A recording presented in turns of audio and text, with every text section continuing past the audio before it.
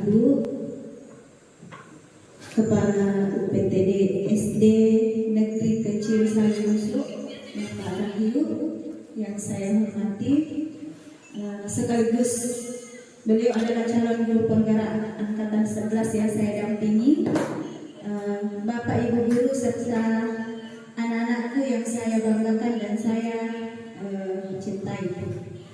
Puji syukur kita panjatkan kehadirat Allah Subhanahu wa Ta'ala, karena pada kesempatan ini kita masih diberikan kesehatan dan kesempatan untuk bisa berkumpul di tempat yang jauh ini. Jadi kalau untuk saya sangat jauh sekali, untuk tiada lain dan tiada bukan gunanya adalah untuk positif yang insya Allah nanti bisa kita terapkan di sekolah kita.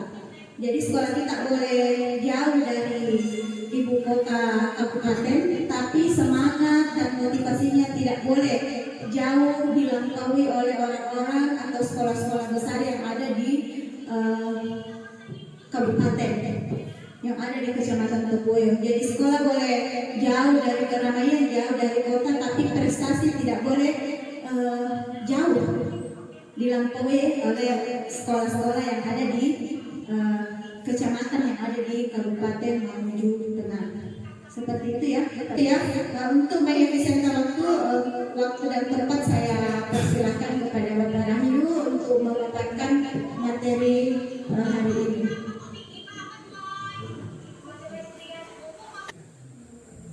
Diseminasi pengalaman dan penerapan pengalaman. Diseminasi itu penyebaran informasi atau menyebarkan pemahaman, dan penerapan pengalaman kita bersama tentang budaya positif yang ada di sekolah, maupun mungkin pernah berkunjung ke sekolah lain atau pernah mendengar, pernah melihat. Sering mungkin kita melihat story teman kita terkait budaya positif.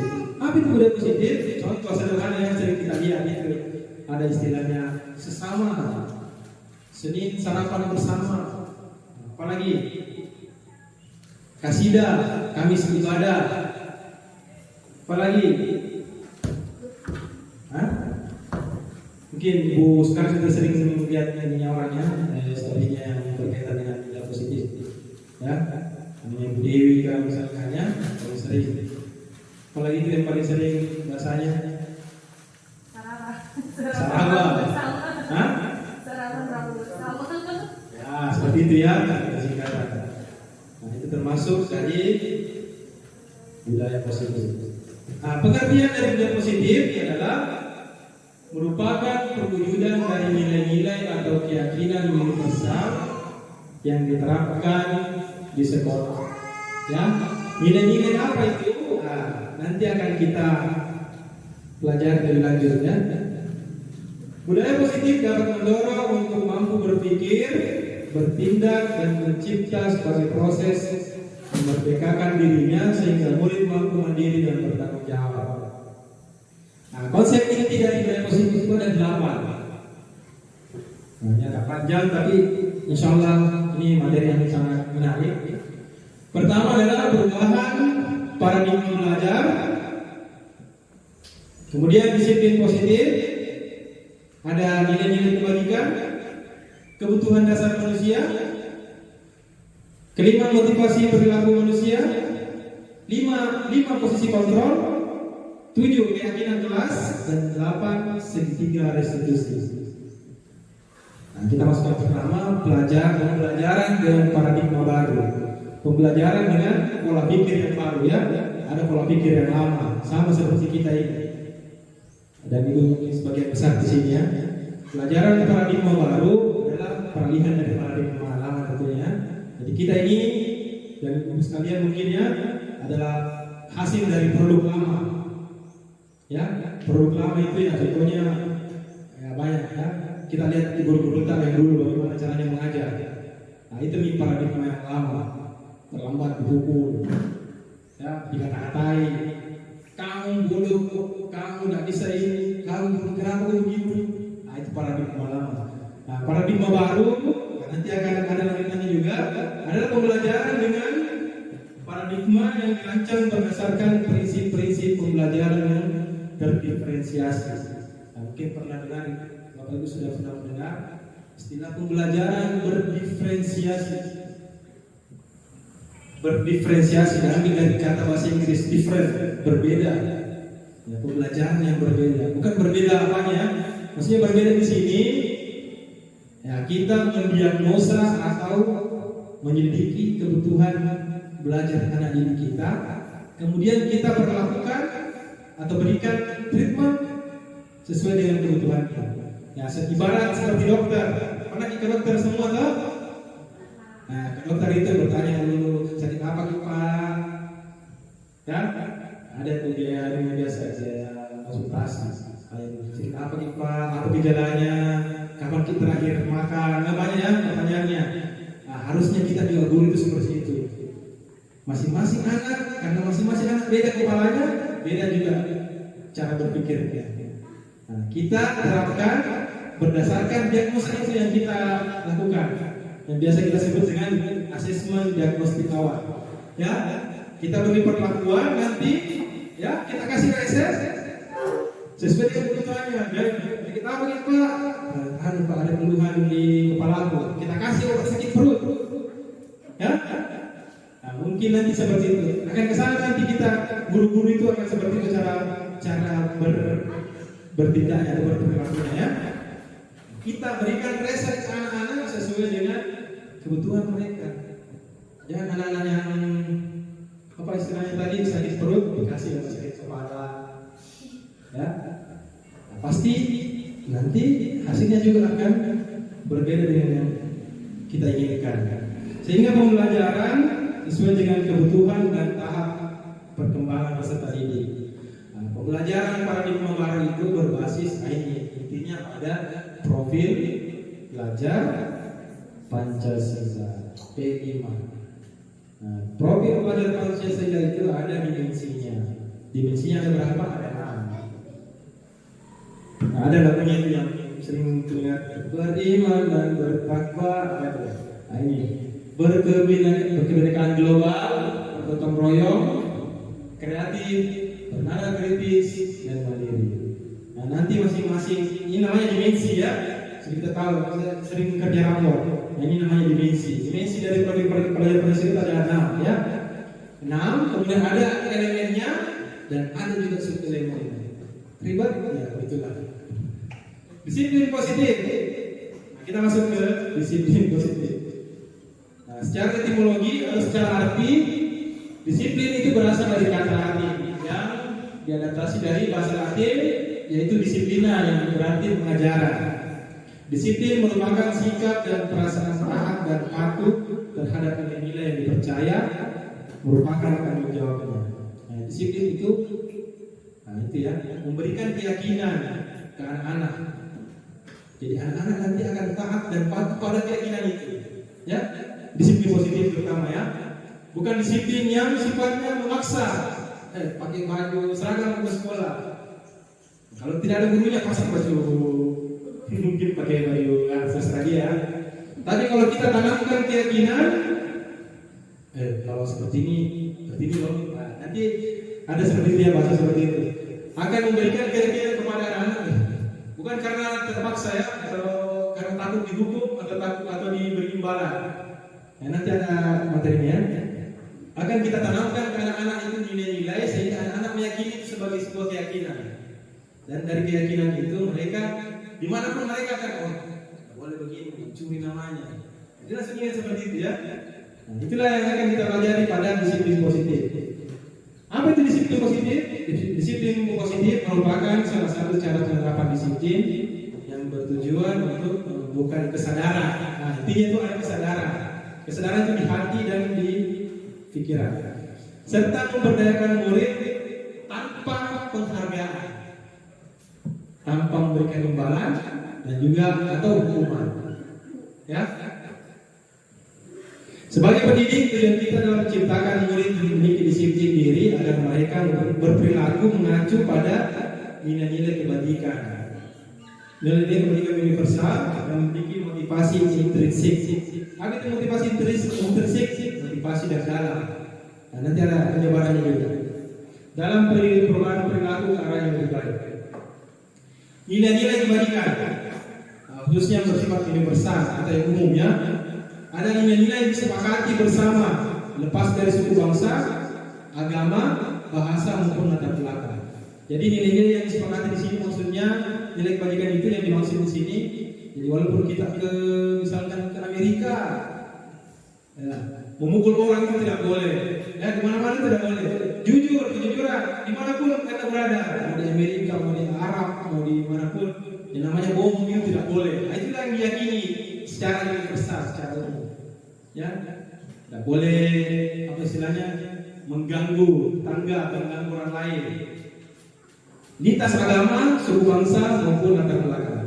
Dengan mengaitkan nilai kebajikan yang diyakini oleh seseorang, maka motivasi intrinsiknya atau motivasi dari dalamnya akan terbangun, sehingga akan lebih mudah mencapai tujuan yang mulia yang diinginkan. Nilai kebajikan ini dicapai oleh setiap anak Indonesia yang kita kenal dengan topik pelajaran Pancasila. Nah, ini ada kebutuhan dasar manusia. Bapak Ibu manusia toh? Kamu mana manusia? Pasti punya kebutuhan dasar. Ada kebutuhan ya? Ada namanya kebutuhan. Kebutuhan itu ada kebutuhan primer, ada kebutuhan sekunder. Nah, ini kebutuhan dasar. Semua orang butuh sama ini. Kebutuhan manusia adalah segala sesuatu yang dibutuhkan oleh manusia untuk mempertahankan keseimbangan kondisi fisiologis. Apa fisiologis? Kebutuhan fisik, dan lawannya yaitu psikologis atau kebutuhan jiwa atau kebutuhan batin. Seluruh tindakan yang kita lakukan pasti memiliki tujuan tertentu. Anda ke sekolah, tujuannya untuk ada yang mengajar, ada yang belajar. Tujuan kita makan supaya kenyang. Ada juga yang untuk mempertahankan hidup, ya, bertahan hidup. Dan semua usaha terbaik yang kita lakukan adalah dalam rangka agar kebutuhan dasar kita terpenuhi dengan baik. Nah, ini 5 kebutuhan dasar manusia. Nah, silakan disimak dulu. Yang pertama, bertahan hidup. Nah, ini dari kelima ini ada satu yang termasuk fisik, yang empatnya itu kebutuhan kejiwaan atau psikologis. Nah, yang pertama itu kebutuhan fisiologis atau kebutuhan fisik, yaitu bertahan hidup. Ini terkait dengan makanan, pakaian, tempat tinggal, keamanan, kesehatan. Kedua, kebutuhan akan kasih sayang. Nah, ini sudah masuk kejiwaan. Itu rasa diterima, berbagi, kerjasama, atau menjadi bagian dari kelompok. Tiga, kebutuhan akan penguasaan, terkait dengan harga diri, keinginan untuk dianggap. Nah, kalau ada anak-anak yang mau diakui jago kak kau, wah itu terkait dengan penguasaan. Bagaimana jago menjaga tanya pula? Itu terkait penguasaan. Ingin diakui, memimpin, berprestasi, berminta pak, ibu dapat 10 kak di sekolah, kasihkan untuk tangan. Nah, itu berprestasi, diakui dan didengar. Terus kebutuhan akan kebebasan, mandiri, memiliki pilihan. Nah, itu tadi juga ya berkaitan dengan pembelajaran diferensiasi. Nah, jadi anak-anak itu punya pilihan. Saya mau belajar seperti ini pak, mau belajar di luar, mau dalam kelas. Contoh ya, kalau ada anak tak yang sendiri membangkang, tidak mau belajar di kelas pak, mau di luar. Pak. Kebutuhan akan kebebasannya sedang dia penuhi. Mencoba hal baru, mampu mengendalikan arah dirinya. Saya tidak mau saya belajar begini, mau begini. Nah itu dia ya, karena dia sedang memenuhi kebutuhan dasarnya. Nah, makanya dia mungkin memberontak. Terus yang terakhir terkait kesenangan, bermain, bersenda gurau, humor, tertawa.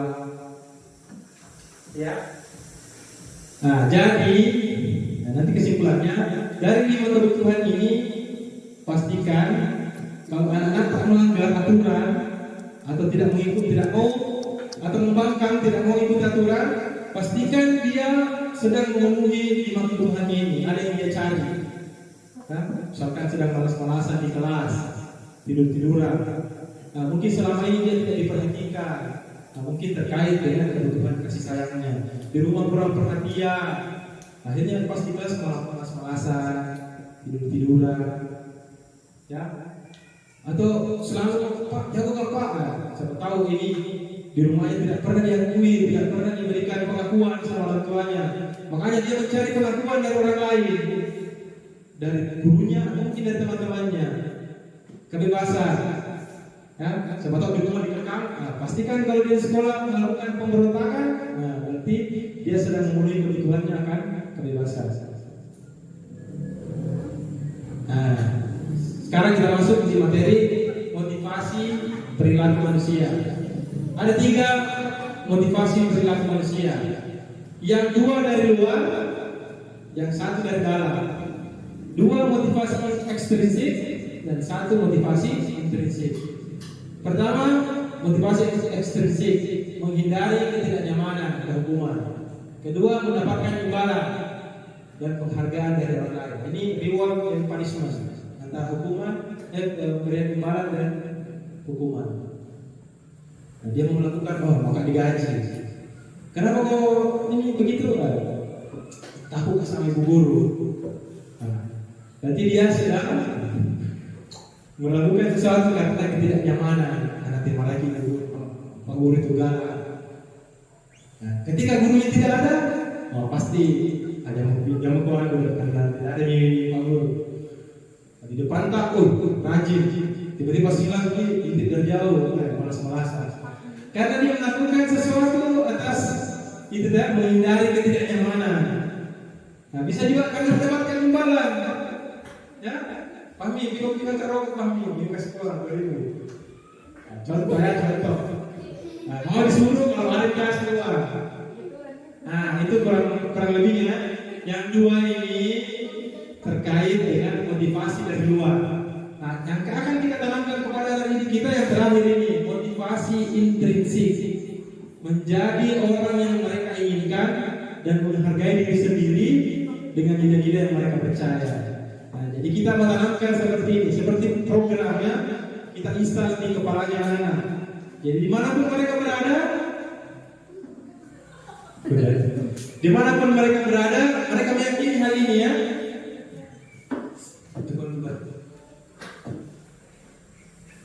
Ada juga ini ya, coba kita apa perbedaan antara hukuman, konsekuensi dan restitusi.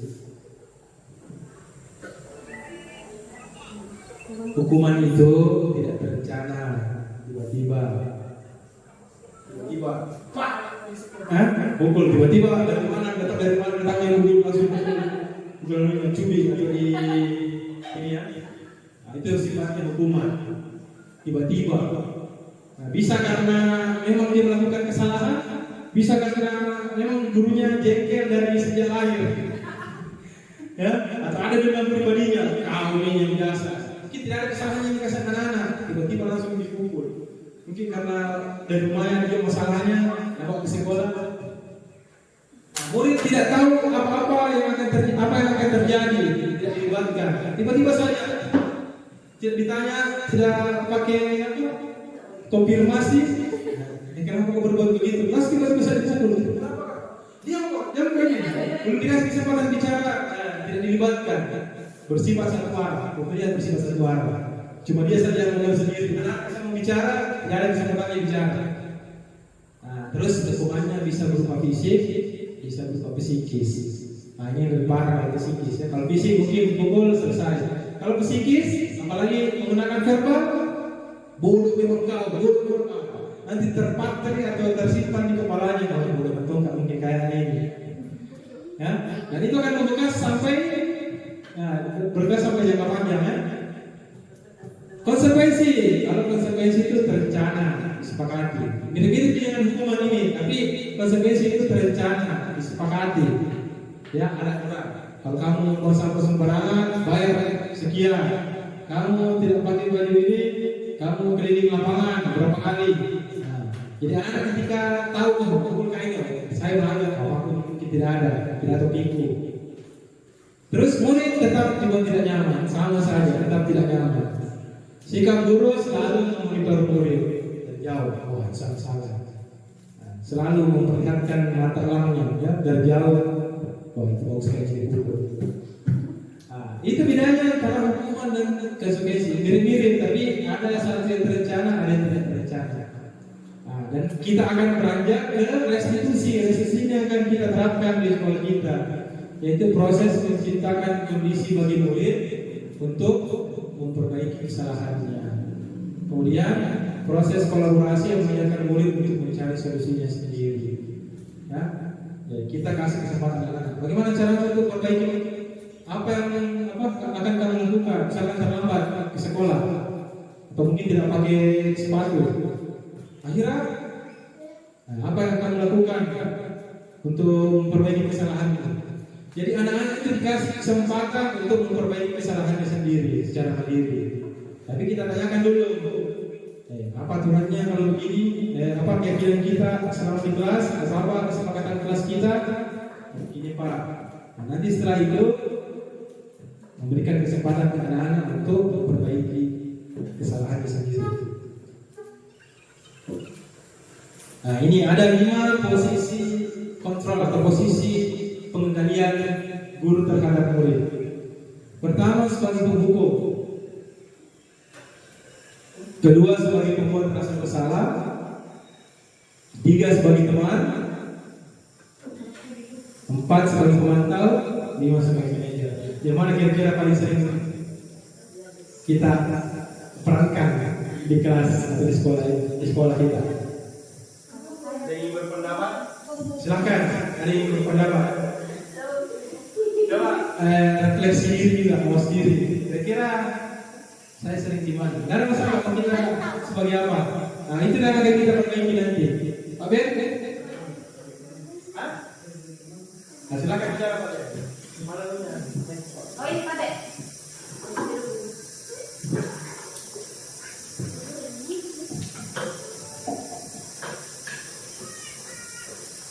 Saya berpendapat sebagai teman karena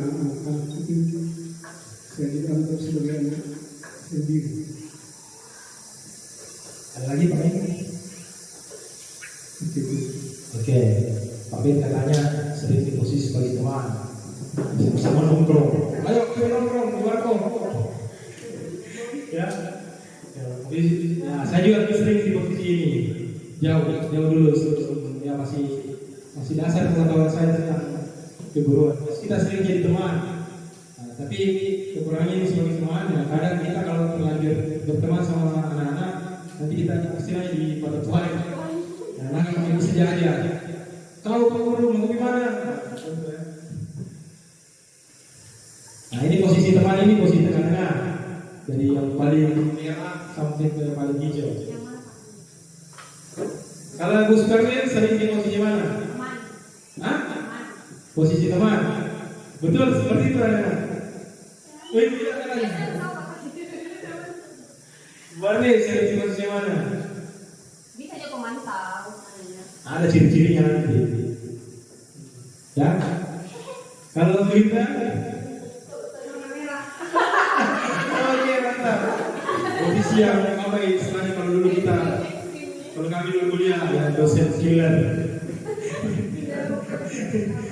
Ya betul kan. Saya juga begitu dulu ya. Bahkan bapak saya juga seorang guru ya. Nah, bapak saya juga terkenal.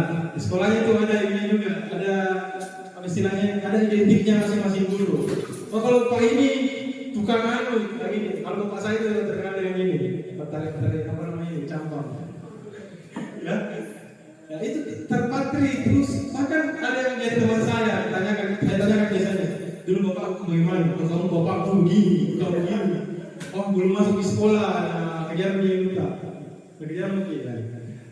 Coba kita bayangkan diri kita seperti apa nantinya di mata anak-anak. Mungkin kalau sudah besar, bagaimana pendapatmu kalau Pak Ben? Pak Ben itu baik. Nah mungkin karena Pak Ben sering menerapkan posisi sebagai teman. Bagaimana itu kalau Ibu Sukarni mau ceria ini, Ibu Arni bagaimana? Oh begini Pak, begini Pak. Itu akan membekas di dirinya anak-anak sampai berapa tahun yang akan datang. Nah, kita lihat bagaimana contoh dalam kasusnya. Nah, kasusnya siswa tidak memakai atribut lengkap saat upacara. Nah, kalau sebagai posisi penghukum, nah biasanya anak-anak itu hormat pada bendera selama 1 jam, atau keluar dari lapangan, angkat kakimu sebelah, nanya kok kasih turun sampai selesai orang sampai istirahat. Nah itu penghukum. Apa lagi? Ada yang kasih contoh? Keliling lapangan. Nah, Boleh. Gimana itu? Nah, dari anak-anak, bagaimana itu kalau Fahmi, bagaimana atau Abdal, bagaimana kalau anak-anak dihukum biasanya? Apa disuruhkan? Apa diperintahkan sama guru? Atas dan ada. Ada kamu jangan bebe. Menyapu.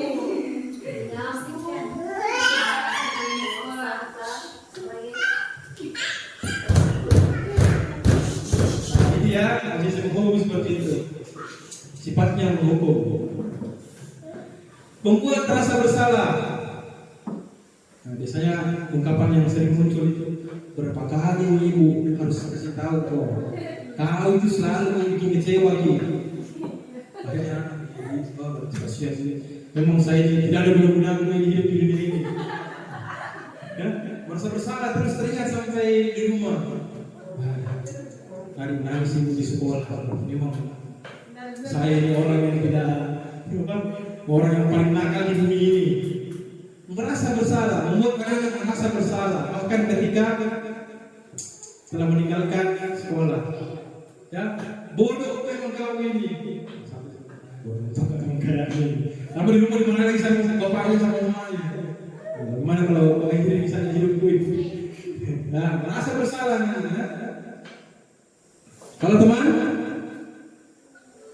nah coba. Kalau teman itu, contohnya, Oke. ayo dong ikuti aturan sekolah. Tolong bantu bapak ibu ya sekali ini. Sudah tidak apa-apa nih. Lain kali jangan gitu berbuat seperti ini lagi ya. Ya pokoknya apapun perbuatannya anak-anak selalu dimaklumi. Lanjut teman ya. Nah, bagaimana Ces? Bagaimana bos? Nah, jadi sama siswanya ya, temannya sendiri. Jadi anak-anak juga sama dia juga. Halo bos. Nah, akhirnya jadi cermin buat dirinya sendiri ya. Karena mereka dianggap sebagai teman, nah, mereka juga menganggap kita sebagai temannya. Posisi pemantau, posisinya Pak Sanusi ini, posisi pengawas, ya, seperti bawa yang kita undang-undang. Polisi, itu tidak pakai helm, tidak bawa SIM, ini tidak lengkap, pasti motornya ini. Itu posisi pemantau. Aturan semua yang ada di kepalanya. Kamu sudah melanggar peraturan sekolah, kamu tahu konsekuensinya kan? Setelah upacara kamu beli atributnya, koperasi, dan jangan ulangi lagi. Sedikit aturan. Nah, itu posisi pemantau. Nah, yang akan kita tuju ini adalah posisi manajer. Ya, posisi mengatur. Jadi kita ini memfasilitasi anak-anak untuk memperbaiki dirinya. Ya, Pak Ben, tawaran ini. Ya, kan? Jadi kalau ada apa-apa, nah, bagaimana? Melanggar, apa yang kira-kira akan kamu lakukan? Jadi anak-anak itu punya pilihan. Itulah konsep merdeka belajar.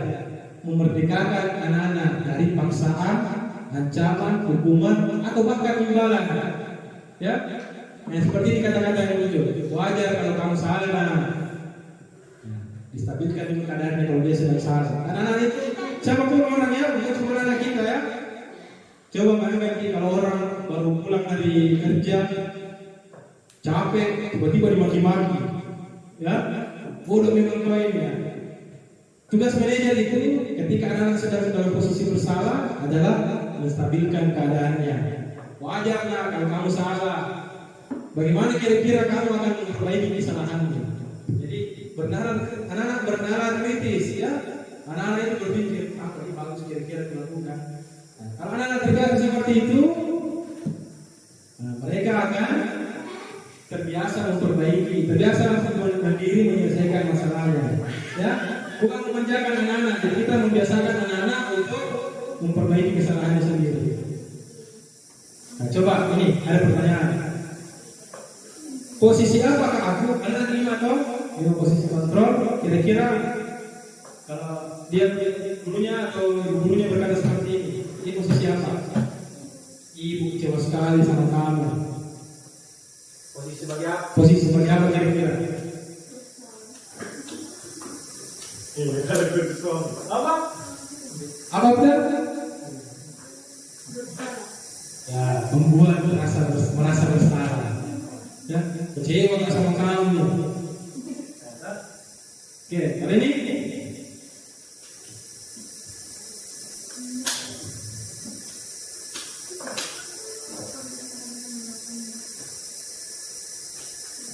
Kegiatan. Apa sih?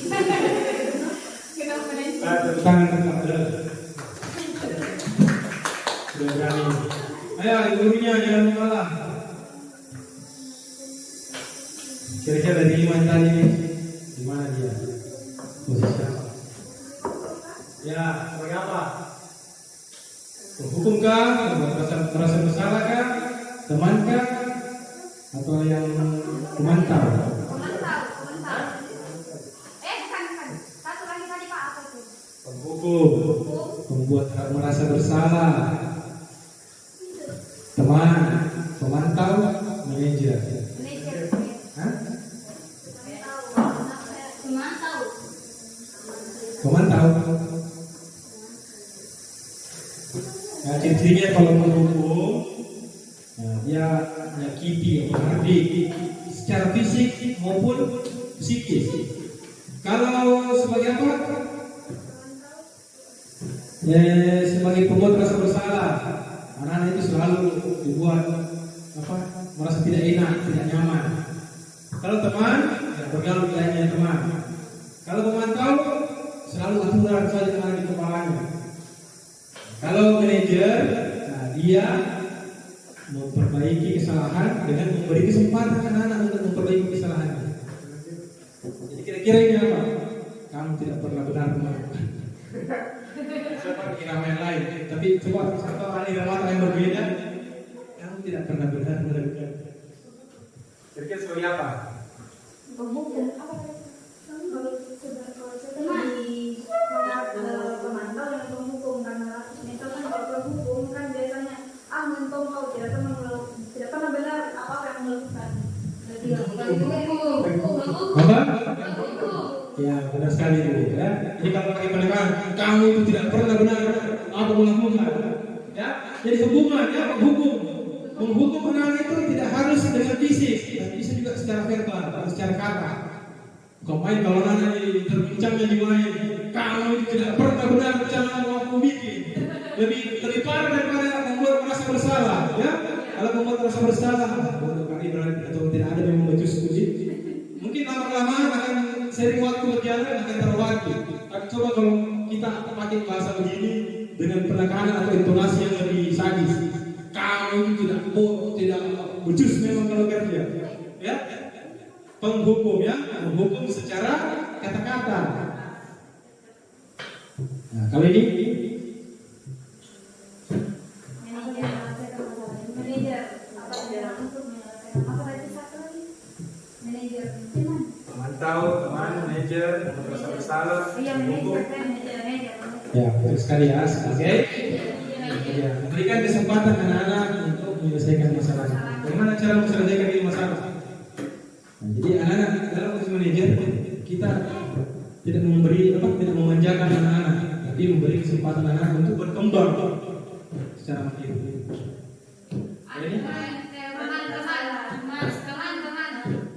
Nah, oke, ayolah lakukan ini demi bapak ya, demi ibu ya. Ada? Kali ini? Oke ya, oke. Memantau ya, seperti Pak Sanusi ini. Kamu tidak akan pernah mendapat nilai jika tidak mengerjakan tugas. Tidak kukasih kau tanda tangan kalau tidak mengerjakan pekerjaan. Nah, itu posisi pemantau atau posisi pengawas. Nah, materi selanjutnya adalah keyakinan kelas.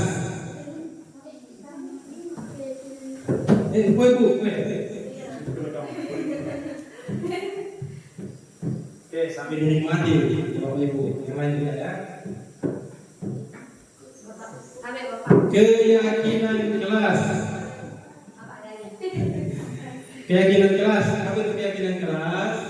Nah, ada pertanyaan di sini. Mengapa keyakinan kelas? Mengapa bukan peraturan kelas?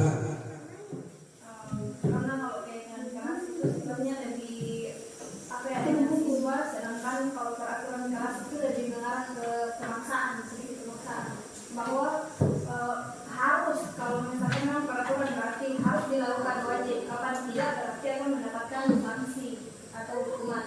Oke, mantap. Ya, sudah mulai nih Bu Ida ini ya, performanya. Ya, karena sudah pecah telur. Oke, mengapa keyakinan kelas? Betul sekali apa yang dikatakan Bu Ida. Tadi apa terkait ada pemaksaan kalau peraturan kelas ya. Nah, jadi paradigma lama ya, kembali ke pembelajaran paradigma lama. Paradigma lama itu mengenal istilah peraturan kelas. Peraturan kelas itu apa ciri-cirinya? Nanti jelaskan ya. Tapi kebanyakan peraturan kelas itu bersifat satu arah. Jadi guru yang bikin, ya, ini peraturan lihat kok, tidak boleh buang sampah sembarangan, tidak boleh ngobrol saat pembelajaran. Jadi anak-anak tidak dilibatkan. Ya, peraturan kelas itu akhirnya berganti lagi menjadi kesepakatan kelas. Nah, sepakat, tapi masih ada sifatnya ancaman atau apa, pemaksaan. Nah, ini sekarang istilah baru keyakinan kelas. Keyakinan itu di sini Pak. Ya, iman. Ya, ya ada. Kalau dalam mohon maaf ya, ada dalam agama Islam itu ada namanya istilah ihsan. Ihsan itu apa? Ada iman, ada ihsan. Iman itu keyakinan. Di atasnya iman ada namanya ihsan. Apa itu ihsan? Kamu menyembah Tuhan seolah-olah kamu melihatnya. Meskipun dia tidak ada, meskipun kamu tidak melihat dia, tapi dia melihat kamu. Nah, itu keyakinan. Jadi dimanapun dia akan Tuhan ini, ya, ada keyakinan seperti itu. Walaupun tidak ada gurunya, mereka karena sudah terbiasa menjadi keyakinan, akan tetap melakukan atau mungkin hindari ya. Oke, pembentukan keyakinan kelas bersifat abstrak. Abstrak itu lawannya konkret, tidak nyata. Karena keyakinan di hati ya, di hati. Berupa pernyataan umum, sifatnya umum, bisa semua tahu anak-anak. Nah, misalkan tetap tertib, tetap tenang dan tertib dalam kelas. Nah, siapapun pasti tahu apa itu tertib. Ya. Jangan pakai bahasa daerah misalkan ya. Jangan pakai bahasa yang bahasa gaul. Tidak tahu sebagian orang. Dibuat dalam pernyataan positif. Bagaimana itu pernyataan positif?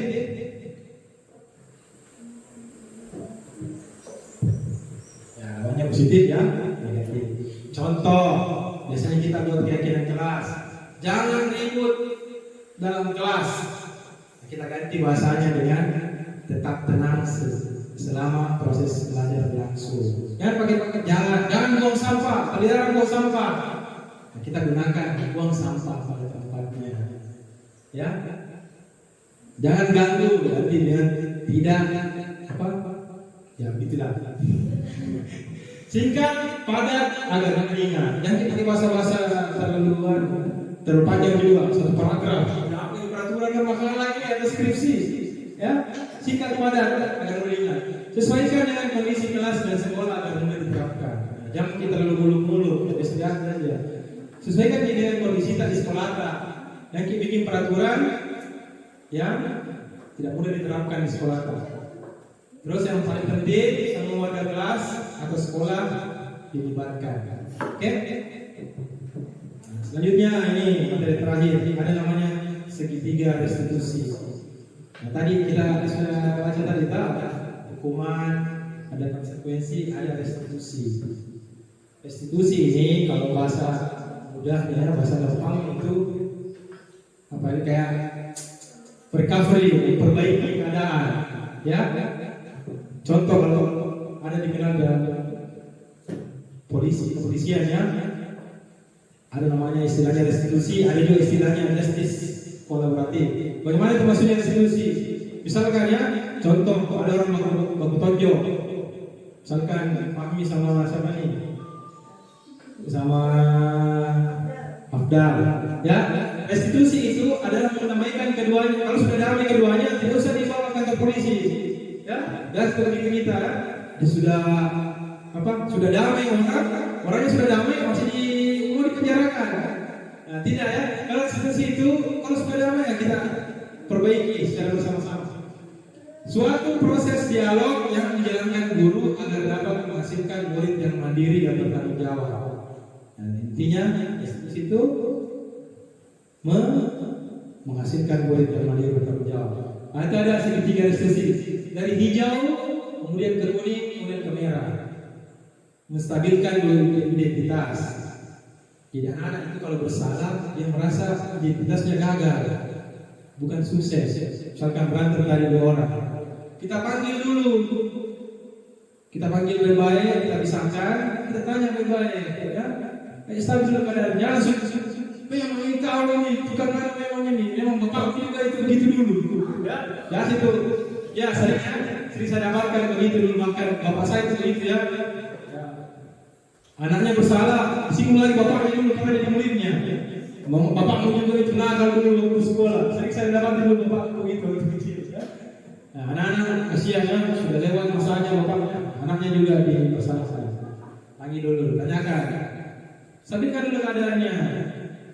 Apa alasanmu melakukan ini? Ya, sampaikan dulu keadaannya. Kemudian validasi tindakan yang salah. Divalidasi, tanyakan bahwa apa yang mereka lakukan ini wajar, tapi ya tetap salah mereka lakukan, ya. Nah, wajar, tidak ada manusia yang sempurna, ya. Cuma perlu diganti dengan sikap-sikap yang baru, ya. Contoh tadi siapa berantem, ya kita arahkan dulu. Yang terakhir menanyakan keyakinan atau ya menanyakan keyakinannya. Ya, apa yang kau yakini tentang keyakinan kelas kita? Ini Pak, saya ini melakukan kesalahan poin ini. Harus tetap tenang di kelas. Terus apa caramu untuk memperbaiki masalah ini? Nah, pasti anak itu berpikir ya. Nah, nanti akan timbul ide-idenya anak. Gimana caranya? Mungkin ya akan mereka akan berusaha untuk memecahkan masalahnya sendiri. Nah ini ya, segitiga restitusi. Berdasarkan prinsip membuat kesalahan adalah bagian dari proses pembelajaran. Jadi anak-anak juga bersalah itu sebenarnya proses pembelajaran juga. Ya, karena dari kesalahan itu mereka akan tumbuh menjadi pribadi yang lebih baik. Jangan kita salahkan orangnya, kita salahkan kesalahannya. Karena kesalahan itu akan mudah diperbaiki ya. Karena kesalahan itu adalah bagian dari proses pembelajaran. Ada contoh ini ya, kalau menstabilkan identitas ya. Berbuat salah itu wajar. Tidak ada manusia yang sempurna. Bapak juga pernah melakukan itu. Bapak, ibu tidak mencari siapa yang salah, ya. Tapi Bapak cari apa yang ingin kalian lakukan untuk menyelesaikan masalah ini. Dan ini bahasanya lebih kaku ya, tapi mungkin ibu bisa sederhanakan atau pakai bahasanya sendiri ya, yang lebih gaul atau lebih istilahnya lebih gampang ditangkap oleh anak-anak. Wajar itu salah kok, contoh ya. Tidak ada itu manusia hebat, sempurna. Semua orang pernah salah, gitu. Nah, kamu pernah merasa begitu? Itu bagian dari menstabilkan identitas.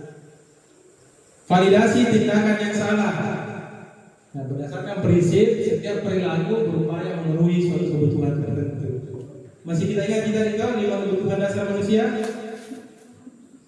Apa itu, Pak Ben? Bantu Pak Ben. Apa tadi 5 kebutuhan dasar manusia? Kehidupan. Oh iya, tadi dulu. Kehidupan. Kasih sayang. Penguasaan. Penguasaan, kebebasan.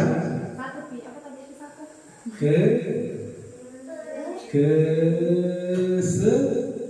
Kesenangan. Ya. Jadi ya pada tahapan memvalidasi tindakan yang salah, yaitu berdasarkan prinsip setiap perilaku pasti harus memenuhi suatu kebutuhan tertentu. Jadi anak yang melakukan kesalahan pasti karena dia sedang memenuhi 5 kebutuhan dasarnya, salah satunya ya. Nah, misalkan dia cari perhatian, ya cari perhatian mungkin dengan cara yang salah, bilang temannya. Nah, berarti dia sedang memenuhi kebutuhan dasarnya tentang apa? Tadi cari perhatian, ya bicara perhatiannya bikin colek temannya telinganya. Nah, berkaitan dengan cinta kasih sayang, rasa diterima. Nah, ada anak-anak misalkan, apalagi ya contohnya, berkait dengan kebutuhan dasar. Ya, sebentar itu ya. Nah, intinya memenuhi suatu kebutuhan tertentu. Pasti ada alasannya. Siap-siapkan. Ini ya. Nah, ini contoh kata-katanya. Apa? Contoh kata-kata atau kalimat yang bisa kita sampaikan ke anak-anak. Nah, bisa boleh lebih buruk daripada itu. Saya tahu tadi ya, kita lanjutkan yang tadi yang pertama, menstabilkan identitas. Ya wajar tidak ada manusia yang sempurna. Pasti ada alasanmu kenapa kau begitu, atau bisa sebenarnya berbuat lebih buruk daripada ini. Ya. Kamu patut bangga pada dirimu sendiri karena kamu telah melindungi sesuatu yang penting buatmu. Nah, misalnya anak-anak kau datang ke kelas mengacau, tiba-tiba tanya, kenapa kau begitu? Nah, Pak, jengkel kak. Nah, Nah, bilang-bilangi kak, kata-katai kak. Nah, bisa kita sampaikan, kamu patut bangga pada dirimu sendiri karena kamu telah melindungi sesuatu yang penting buatmu. Apa itu yang penting buatnya? Harga dirinya, kan? Kalau sudah dikata-katai misalkan ya. Nah, jadi anak itu langsung akhirnya sadar bahwa dia juga sementara dalam posisi bersalah ya. Bukan merasa posisi bersalah ya, tapi mereka mengetahui bahwa tindakan yang mereka lakukan itu salah. Ya. Jadi kita stabilkan keadaannya, tapi kita validasi juga tindakan yang salah. Tapi dengan cara-cara yang tidak menyakiti anak-anak. Apa istilahnya pakai bahasa halus. Nah, bisa juga semuanya lakukan yang lebih buruk daripada ini, tapi ini juga lakukan.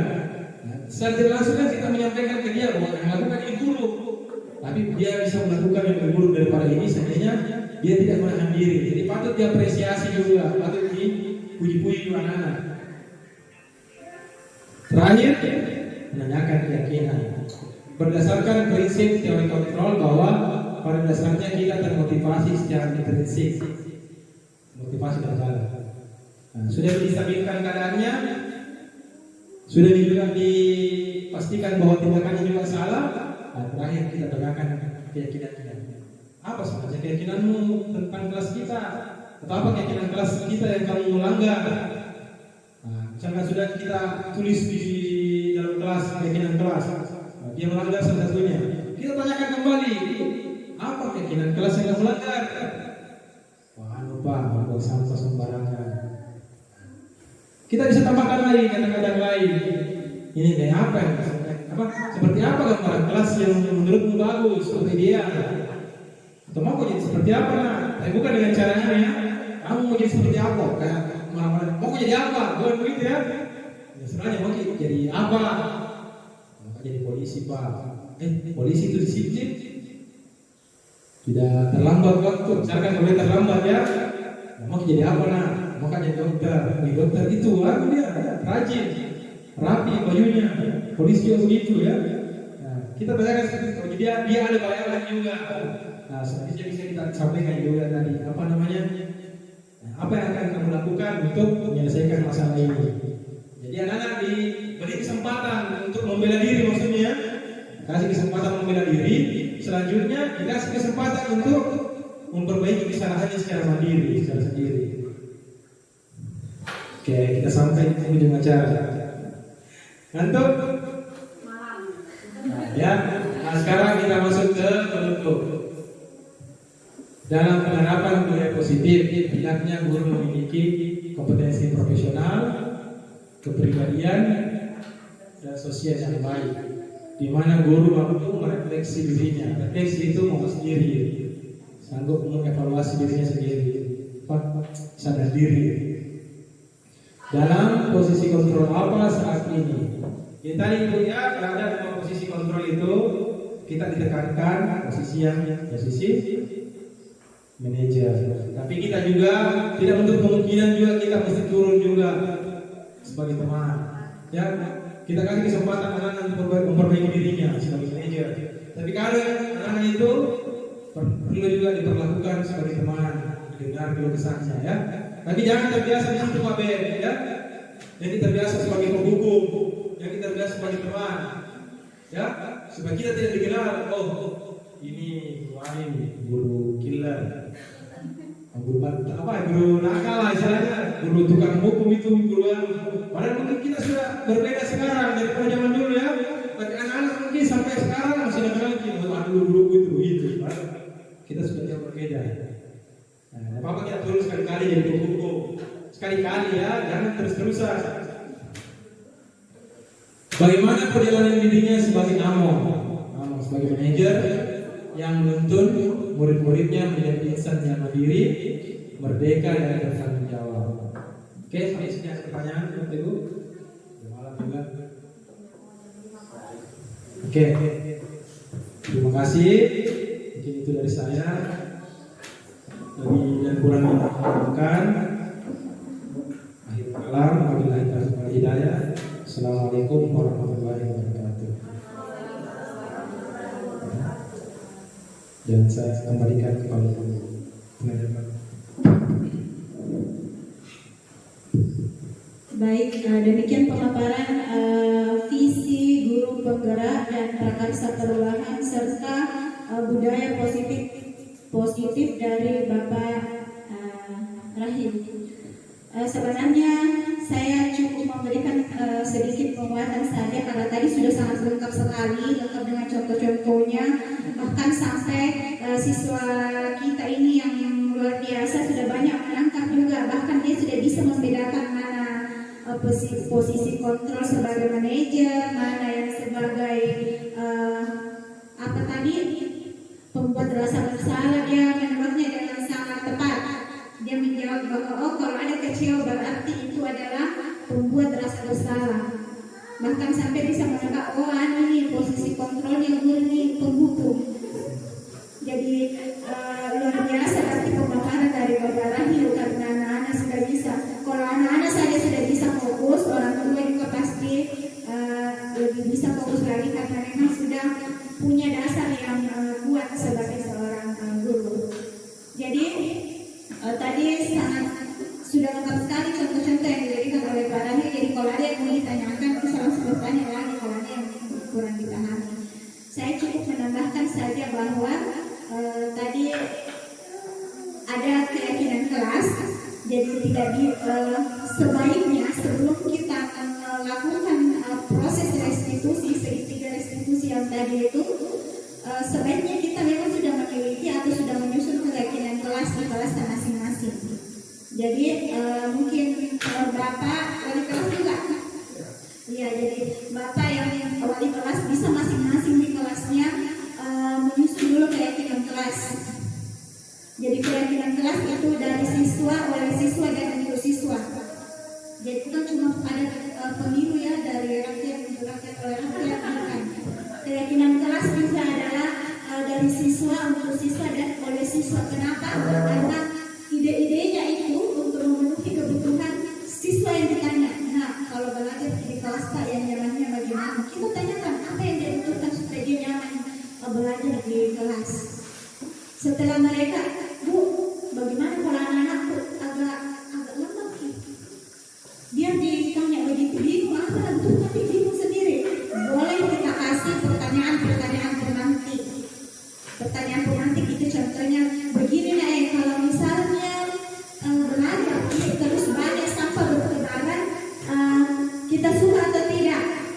Kalau anak-anak sudah menjawab tidak Bu, kalau begitu ayo kita bikin keyakinan kelas yang berkaitan dengan kebersihan. Jadi kenapa disebut keyakinan? Karena dia yakin bahwa itu yang dia butuhkan. Nah, bisa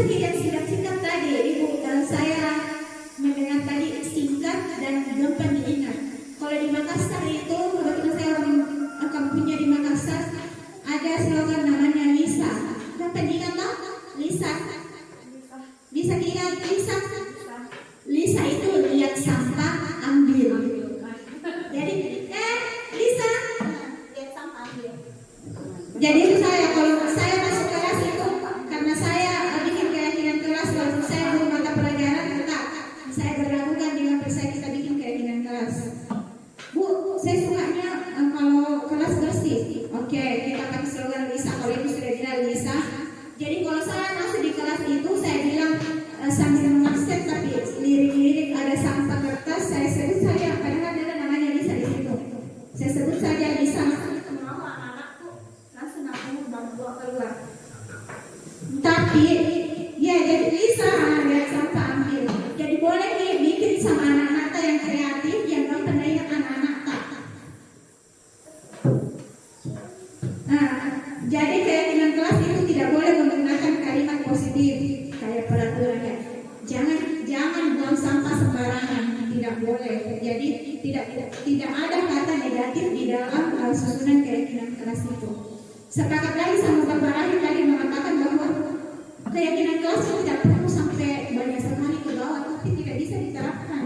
5 poin cukup, misalnya tertib dalam belajar, lihat sampah ambil, apalagi hadir tepat waktu itu kan maksudnya jangan terlambat sebenarnya, tapi kita kan dengan hadir tepat waktu, ya. Kalau kita bilang lagi disiplin, kadang-kadang anak-anak itu disiplin bu.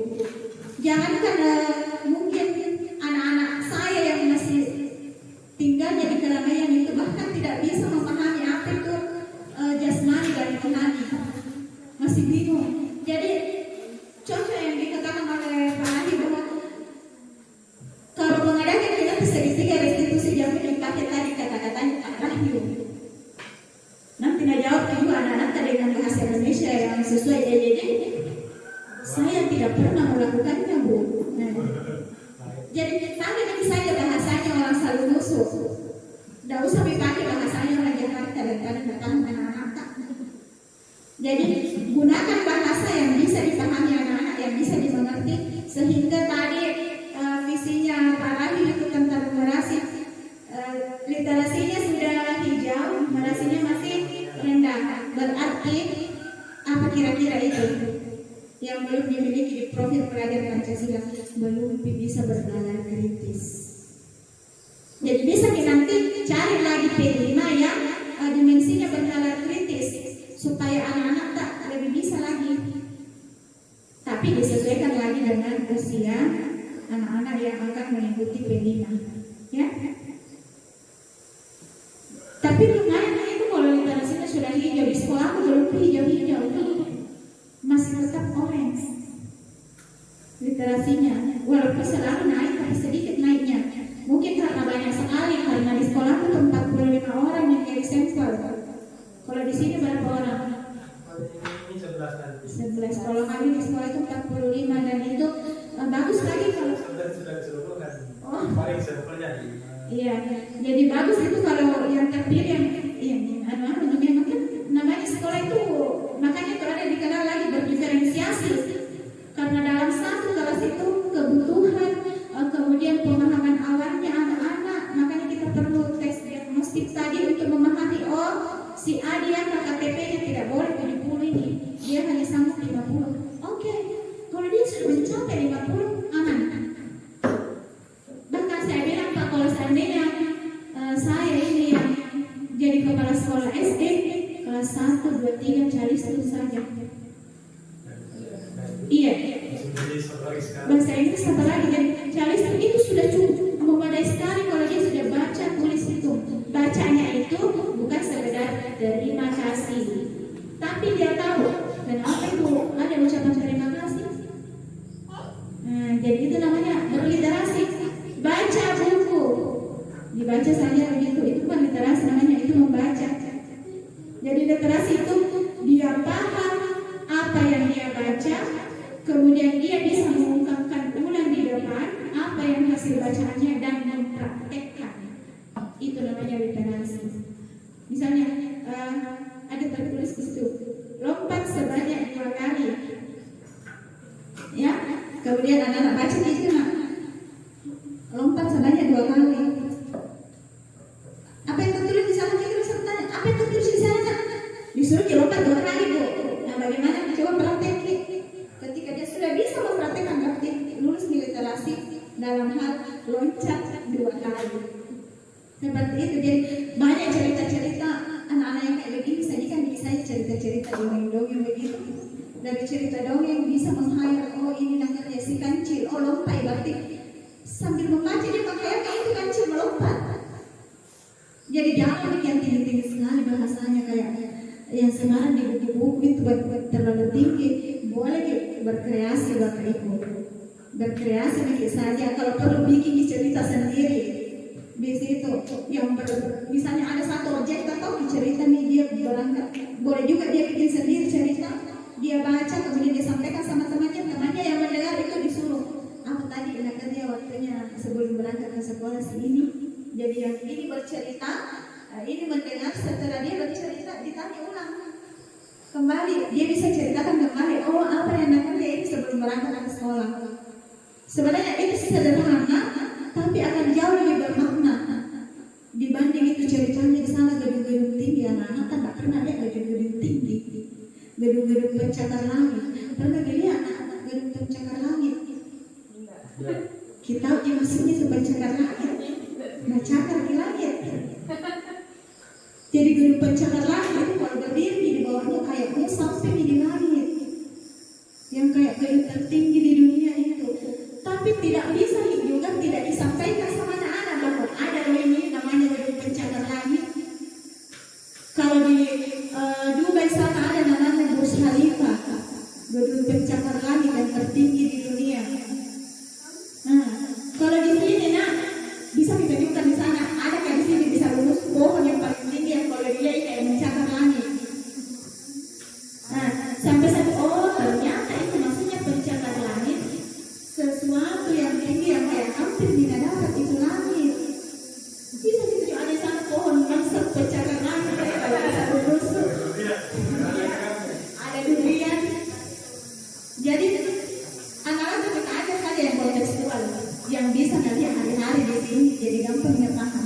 Tapi jangan juga lupa perkenalkan hal-hal yang ada di luar sana supaya mereka tidak ketinggalan informasi dengan anak-anak yang ada di Boboyo, anak-anak yang ada di Makassar, anak-anak yang ada di Palu, yang ada di Jakarta. Tapi kalau ambil di contoh pelajaran, ambil bagi saya yang bisa nanti anak-anak dalam kehidupan sehari-hari. Kalau tidak ada tidak ada sama media, namanya punya coklat media itu. Kalau belajar pakai biologi, kalau kedua pakai bunganya toh bisa kita lihat ini namanya bunga itu ada bagian begini, langsung bikin tunjukkan di situ di pohon. Kemudian ada lagi itu biasa tumbuhan monokotil, di kotil ada semua itu kalau kelas 5 bisa kita lihat ini namanya di kotil. Ini namanya monokotil. Kenapa monokotil ini sawit? Karena kalau dibalang tidak pada dua, satu di bijinya.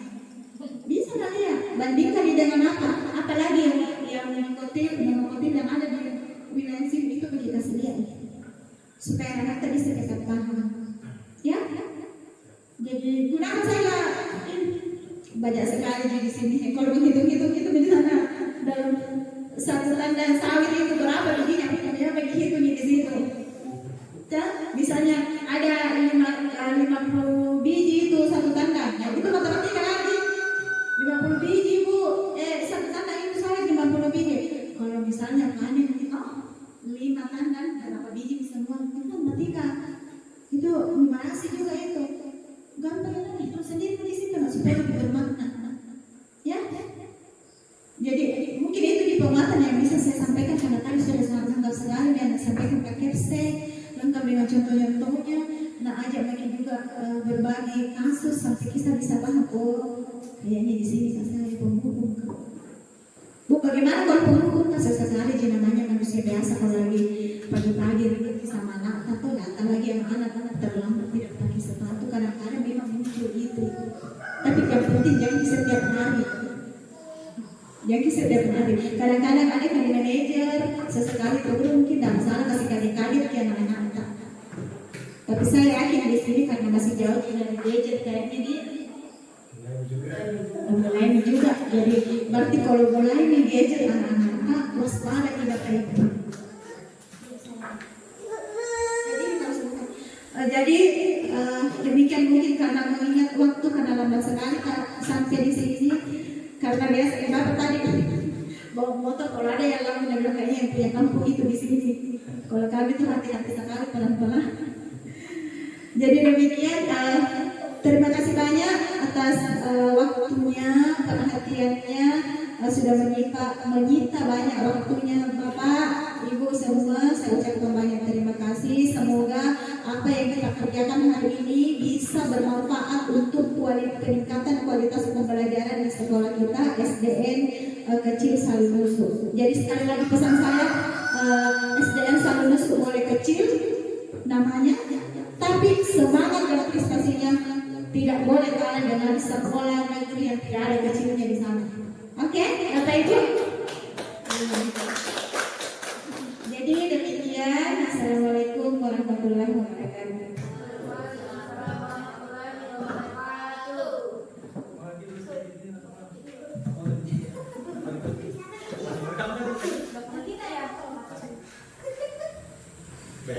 Ini durasinya 1 jam kan? 2 jam itu.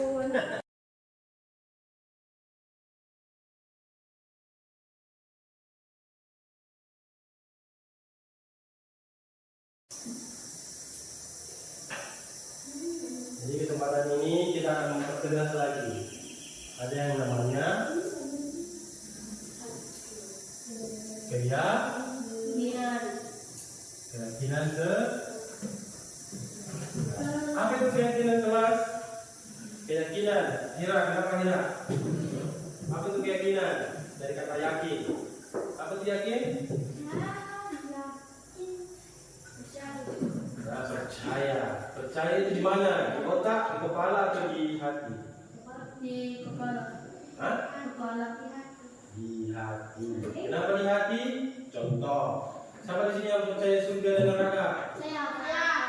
Percaya. Biasanya kalau percaya, habis yakin. Kenapa bisa yakin? Kamu pernah ke surga tidak? Atau pernah melihat surga? Yakin itu di situ ya, bedanya dengan apa istilahnya? Ya, keyakinan itu di hati. Jadi tidak harus kita pernah melihatnya. Ya. Contoh lagi keyakinan yang lain. Kita lompat di jurang, kita mati atau tidak? Hah? Kadang-kadang. Nah, coba anggaplah jurangnya dari atas gunung. Paling puncaknya dulu, kamu loncat dulu. Apa yang terjadi? Mati atau tidak? Kamu percaya tidak? Kalau kita lompat dari jurang mati. Yakin tidak? Yakin. Apakah harus merasakan lompat dulu? Coba dulu deh. Percaya tak? Lompat dulu deh. Ya, apakah harus lompat dulu supaya kita tahu kalau jatuh mati? Tidak harus. Kenapa? Karena ada yang kita ketahui. Ya, jadi tidak harus meyakini, tidak harus kita merasakannya untuk kita tahu rasanya. Cukup percaya saja. Ya. Percaya ada Tuhan? Yakin? Siapa di sini pernah nongkrong sama Tuhan? Atau pernah berjalan? Oh Tuhan kesini dulu. Ya, kita percaya sekalipun kita tidak pernah melihatnya. Pertama yang Muslim ya. Kalau Kristen mungkin kelihatan di Tuhannya. Kalau kita Islam kelihatan atau tidak? Kita cuma tahu namanya Allah. Nah, bahkan Nabi Muhammad memang pernah ada, tapi kita tidak pernah melihatnya ya. Nah itulah yang disebut dengan keyakinan. Nah, keyakinan itulah yang akan kita wujudkan di kelas ini. Insya, perhatikan dulu penting ini keyakinan. Nah, keyakinan inilah yang akan kita wujudkan. Ya. Karena kita mempercayai sesuatu. Oh, kalau berbohong itu tidak boleh. Oh, kalau berbohong itu dilarang, misalkan ya. Atau mengganggu teman, bisa atau tidak? Boleh atau tidak? Tidak boleh. Menghargai Pak Guru, Boleh. yang menghormati Pak Guru, Boleh. menghargai teman. Boleh. Nah, itulah yang akan kita yakini. Jadi sekalipun kita tidak lihat peraturannya, kita akan tahu bahwa itu bisa dilaksanakan dan mana yang tidak boleh dikerjakan atau dilaksanakan. Ya, itulah yang akan kita tulis sebentar dan akan kalian percayai masing-masing. Ya, apa bedanya keyakinan kelas sama peraturan kelas? Dulu Tahu peraturan kok? Itu. Pernah dengar kata peraturan? Apa itu peraturan? Aturan. Tidak boleh begini, boleh begini. Sama saja. Bedanya apa? Apa bedanya? Pertama katanya, kata-katanya pasti beda ya. Keyakinan peraturan. Nah, jadi peraturan itu tidak ada yang bisa kasih pendapat, tapi itu peraturan. Bedanya dengan keyakinan. Peraturan itu kami sekolah atau guru yang tetapkan. Kalian tinggal menjalankan. Tidak boleh buang sampah sembarangan. Ya, larangan ya. Tidak boleh berkelahi. Itu peraturan, tapi kami yang menentukan. Hah? Ya, makanya kita wujudkan dalam keyakinan. Kalau keyakinan itu kalian sendiri yang buat, kalian yang sepakati. Ya, jadi saya tidak percaya ini bukan saya yang membuat, bukan saya yang mengajukan, tapi kalian sendiri.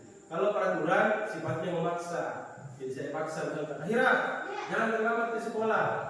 Nah, kalau saya tidak ada, bisa saja akhirnya tidak melakukan atau melanggar. Kalau keyakinan kalian sendiri yang bikin, yang sepakati. Nah, sekarang sini saya tulis seperti biasa ya. Jadi nanti tugas kalian menuliskan di sini. Kira-kira apa yang perlu kita sepakati yang boleh dilaksanakan dan yang tidak bisa dilaksanakan. Akan tetapi menggunakan kalimat positif. Apa namanya kalimat positif? Negatif. Ya, lawannya positif, negatif. Ya, bagaimana contohnya kalau kalimat negatif? Contoh, ya, jangan membuang sampah sembarangan, itu negatif. Ada kata jangan, dilarang mengganggu teman. Hah? Kalau positifnya, nah, contoh ya, jangan membuang sampah sembarangan.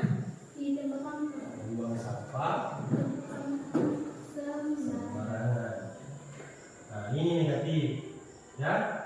Saya kasih saja tulisan begini. Negatif maksudnya ya. Positifnya, jangan menggunakan kata jangan. Jangan juga menggunakan kata dilarang. Jadi kita akan dicoba ini, jangan membuang sampah sembarangan.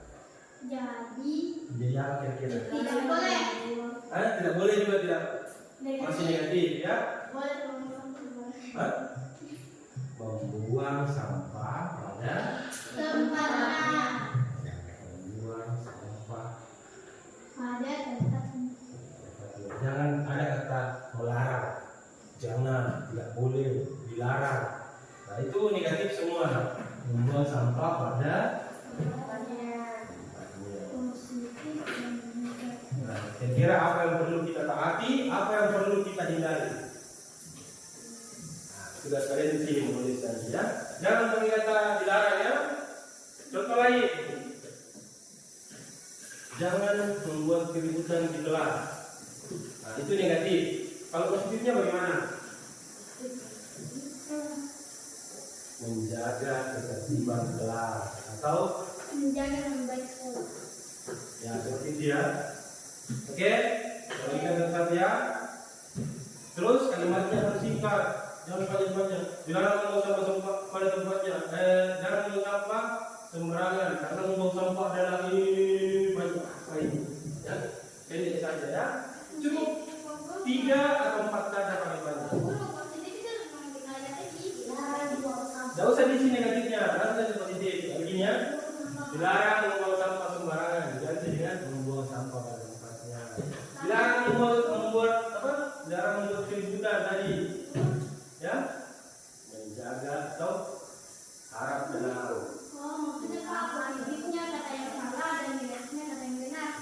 Bukan. Kalau kalimat negatif itu kalimat yang mengandung larangan. Jangan ribut. Nah, ganti dengan harap benar. Kayak tadi ini, jangan membuang sampah sembarangan.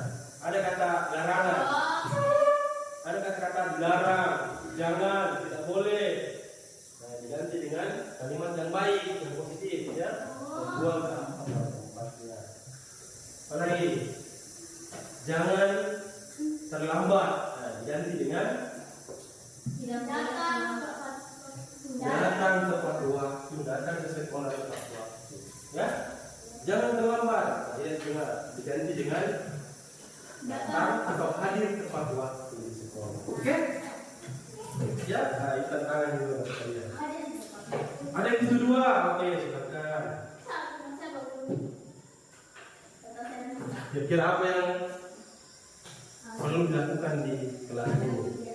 Nah, nanti kita sepakati bersama dan awas kalau ada yang melanggar. Kenapa saya lakukan ini? Karena ada yang banyak yang melanggar. Apa? Oh, ada yang butuh tiga, minta. Hah? Kita pakai dulu lemnya nanti. Nanti setelah kita kalian menulis, kalian tempelkan di depan sini, ya. Nah, nanti akan saya pilih atau akan kita pilih. Kalau ada yang sama, satu saja. Ya, contohnya Nira membuang sampah pada tempatnya. Fitra juga membuat yang sama, membuang sampah pada tempatnya. Jadi satu saja yang kita ambil, ya, supaya tidak double, ya. Iya. Mantap. Tidak ada yang marah pedangnya.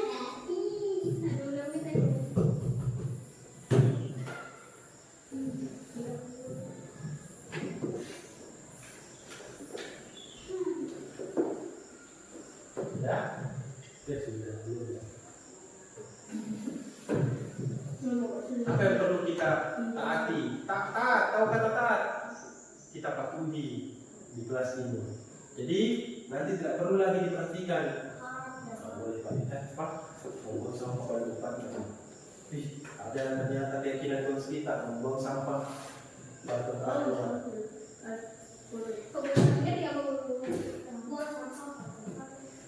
Bikin sesuatu atau usulkan, kalian mengusulkan ini ya, kalian mengusulkan di kertas itu, kertas kecil itu apa yang perlu kita patuhi. Tadi ada contohnya, datang tepat waktu, apalagi menghormati guru, ada lagi tadi membuang sampah pada tempatnya. Hah? Ya, usahakan atau hindari kata-kata jangan. Ya, tadi saya katakan bahwa ini peraturan, tapi peraturan diganti namanya menjadi keyakinan. Apa bedanya keyakinan sama peraturan? Kalau peraturan kami yang buat, guru yang menentukan. Ini kalian sendiri yang mengusulkan.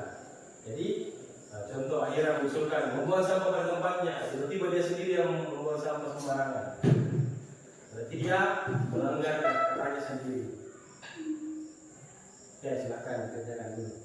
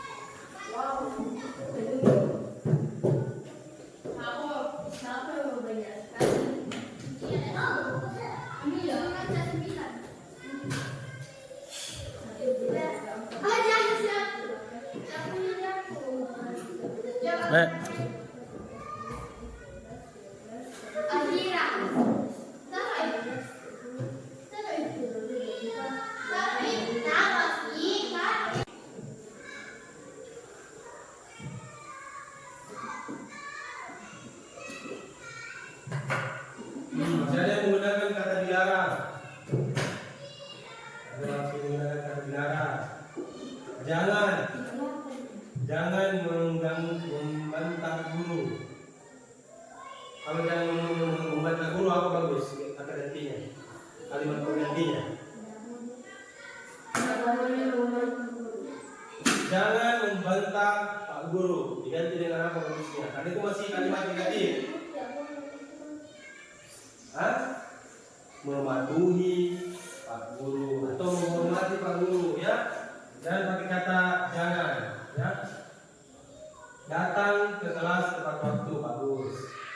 Menghargai teman yang berbeda agama, menghormati Pak Guru, berarti sama. Menghargai teman, menghormati Pak Guru, mengerjakan tugas, membuang sampah pada tempatnya, menghormati Bu Guru, kali menghormati teman kelas, pakaian rapi, membersihkan kelas. Tidak boleh bicara kotor, ada lain kata tidak boleh. Berbicara yang baik. Kita ganti, tidak boleh berbicara kotor dengan berbicara yang baik, yang sopan. Rapi di dalam kelas, tidak ribut di dalam kelas. Ada lagi kata-kata tidak, diganti dengan apa? Tidak ribut dalam kelas. Diam atau tenang, atau harap tenang dalam kelas. Sopan kepada Pak Guru, oke. Bolos sekolah? Oh, bolos sekolah harus hadir tepat hari. Maksudnya? Bolos sekolah harus hadir. Hadir setiap hari. Itu saja ya. Sudah tidak bolos itu kalau hadir setiap hari. Membuang sampah pada tempatnya, bagus. Menghormati guru, sepakat? Mengerjakan tugas, sepakat? Ya. Itu tadi ya, sebagian sudah ada. Dilarang berantem. Ada kata dilarang. Sebaiknya apa di situ?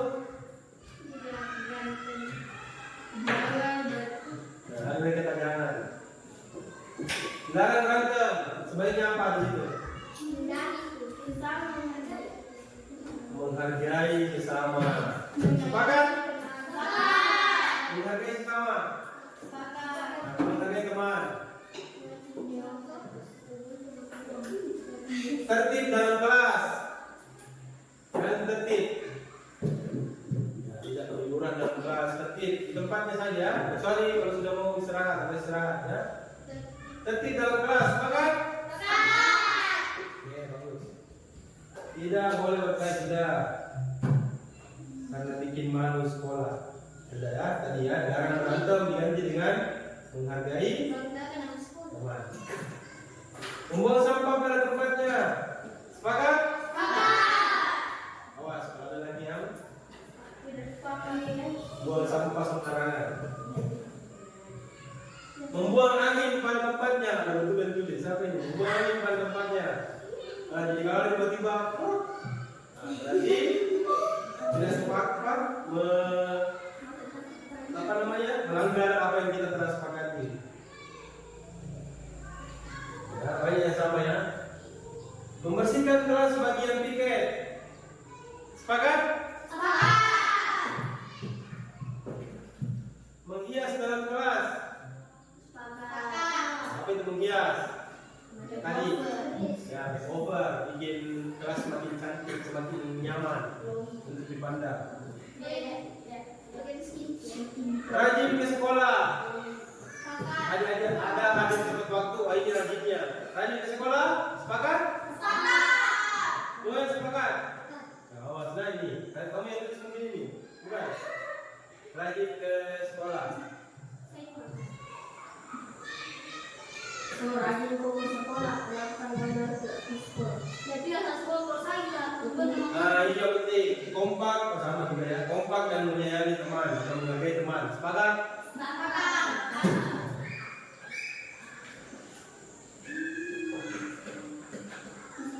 Sama lagi. Rumahnya sendiri. Nah ini, tapi pakai kata tidak boleh. Tidak boleh mengotori halaman kelas. Kita ganti dengan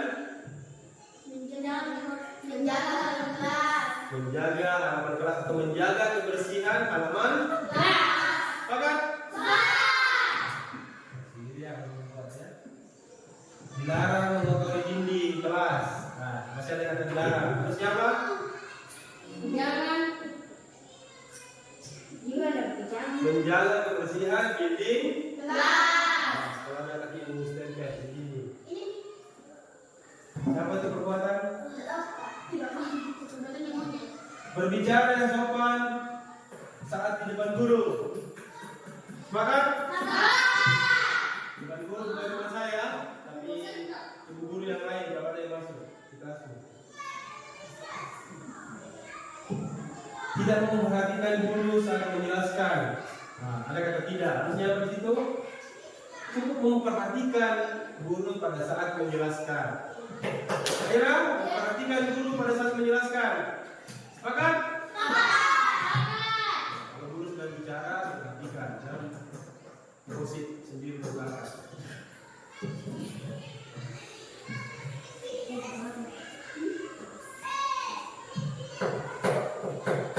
Merapikan diri dan sikap saat di sekolah.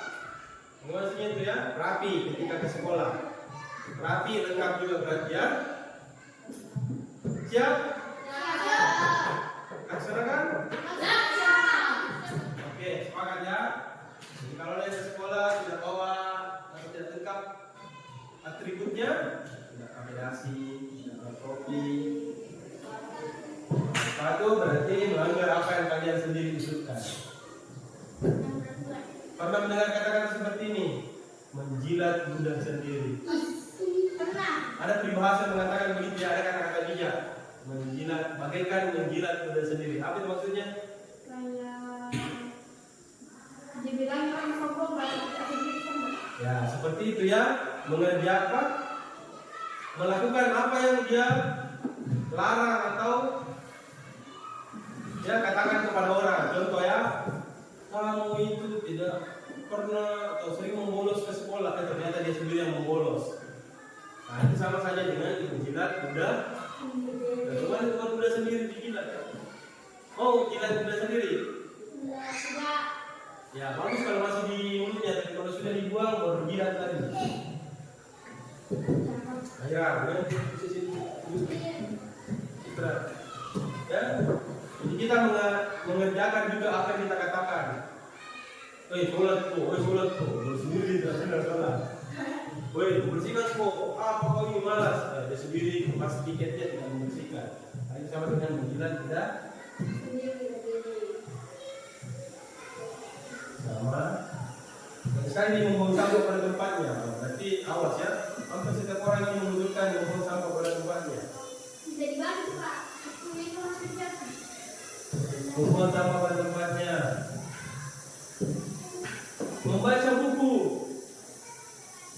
Ya, buku apapun itu, termasuk buku perpustakaan. Sepakat?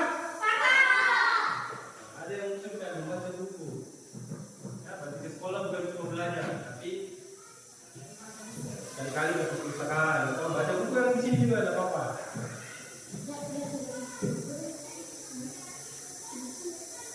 Membaca buku yang baik maksudnya dari sini ya.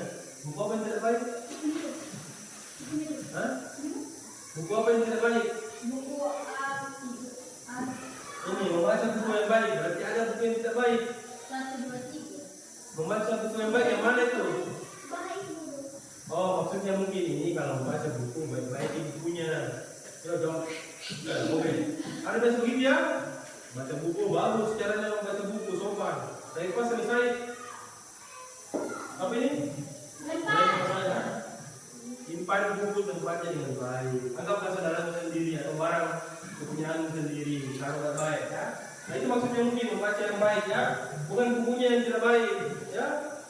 Contoh membaca buku yang baik. Buku apa yang tidak baik? Nah, contoh buku majalah dewasa. Nah, tidak baik. Itu mungkin maksudnya. Menyapu saat tiket sudah tadi.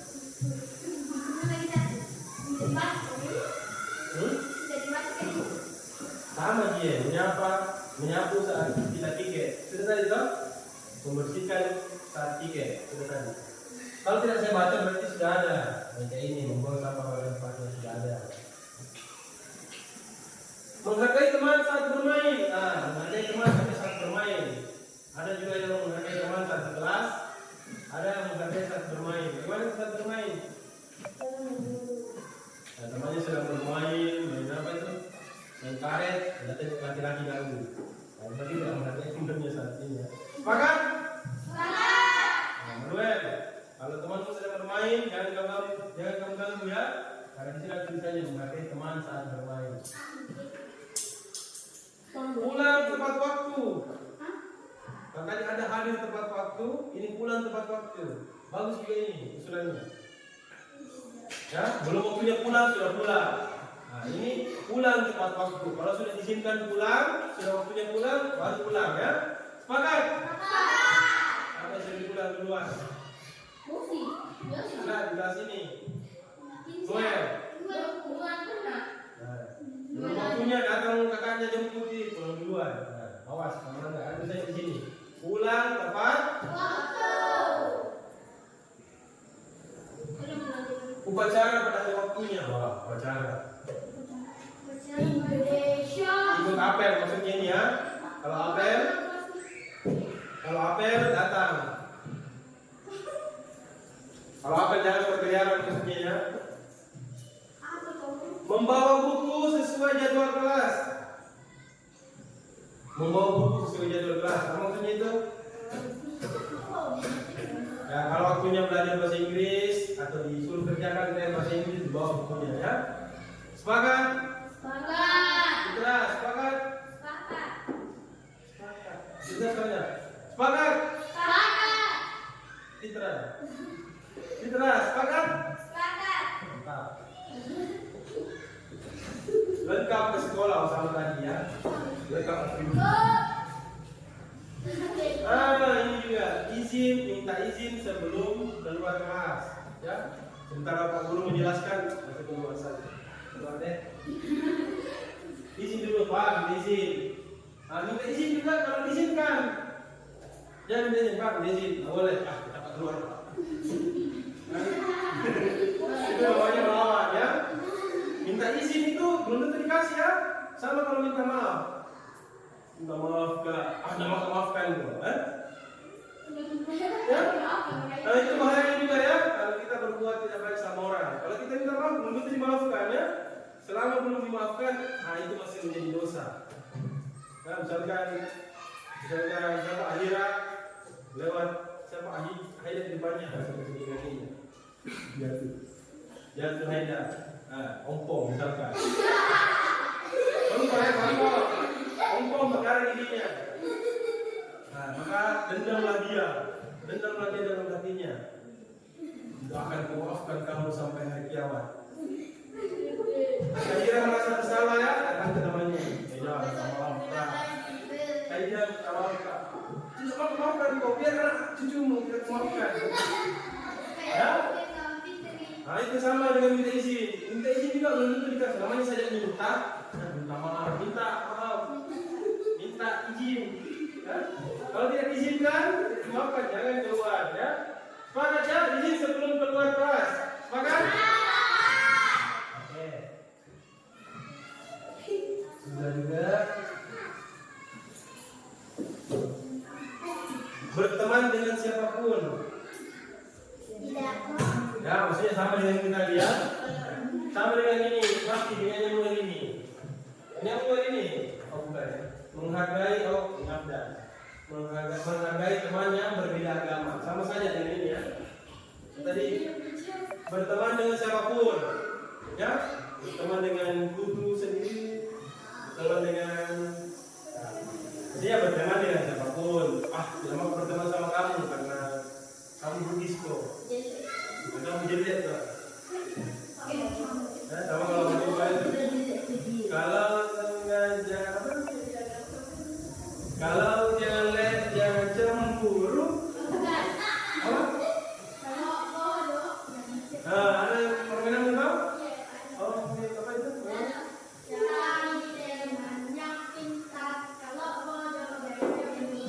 Tidak boleh begitu ya. Berteman dengan siapa? Ya. kamu, karena kamu Islam kok. Karena kamu Kristen kok. Nah, tidak boleh ya. Kamu Jawa kok, kamu Makassar kok. Nah, saya mau berteman sama kamu. Kenapa? Kamu jin, saya manusia. Tidak ada di sini jin, manusia semua ya. Kita bicara sama ayam, kenapa kamu berteman sama kamu? Coba ini bicara sama ayam. Coba berteman sama kamu, kan siapa kau bela? Ya, berteman dengan siapapun, dengan teman sekelasnya ya. Begitupun dia dengan teman yang bukan teman sekelasnya. Sepakat? Oke.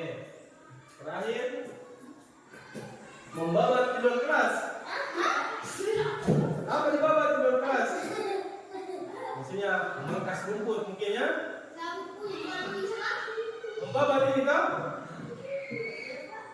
Kerja bakti maksudnya mungkin ya? Kerja bakti di luar kelas. Ya pada waktunya, kalau waktunya piket, berarti masing-masing bertanggung jawab. Tapi kalau waktunya gotong royong hari Jumat misalkan, ya kerja bakti di luar kelas. Bagaimana? Kerja bakti di luar kelas, sepakat? Oke, kita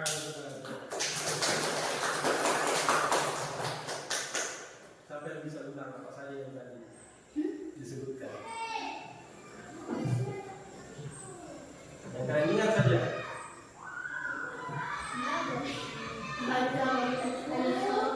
Cuci tangan terus sampaikan. Oke, silakan. Berdiri. Cepat. Membuang sampah pada tempatnya. Apa yang tadi kamu ini? Tidak usah dibaca. Tadi yang kamu sepakat, oke? Apa saja yang kamu tadi dengar? Yang kamu ingat? Apa pada tempatnya? Oke. Oke, satu. Apa lagi?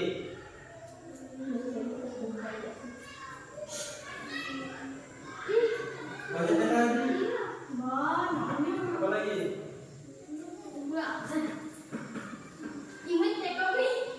Sudah? Nah, sudah satu. Apa lagi? Sebanyak mungkin apa yang kamu ingat?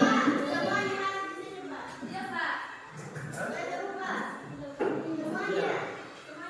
Oh iya, dari ambil berarti dulu apa? Nanti semua cek. Apa lagi? Menghormati guru, cek. Apa lagi? Oke, tangan dulu.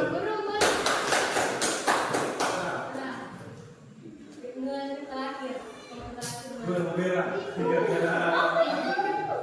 Apa? Dua, sudah tiga ya?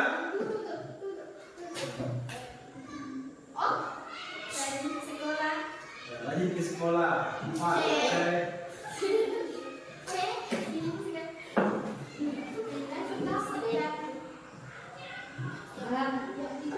Membersihkan kelas bagian pikir, cek.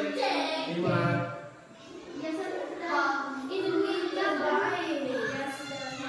Menghias dalam kelas, cek. Enam.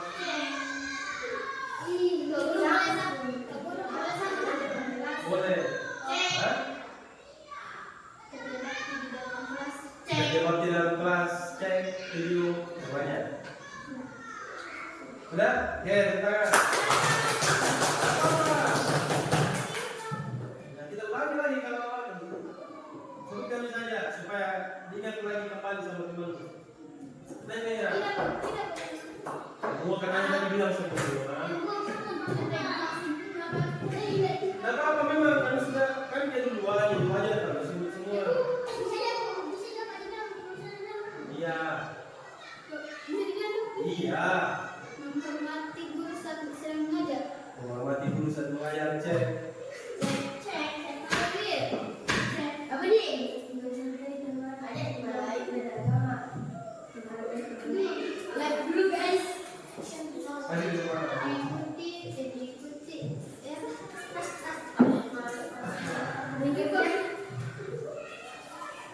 Satu, dua.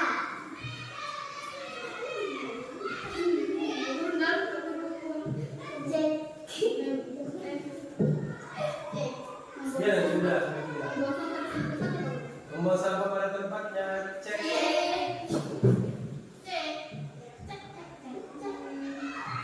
Itu juga pernah kenapa Pak Guru?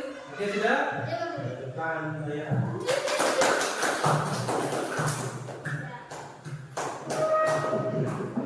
Baik, Kak Ida. Sebutin lagi, nama bagian yang sudah.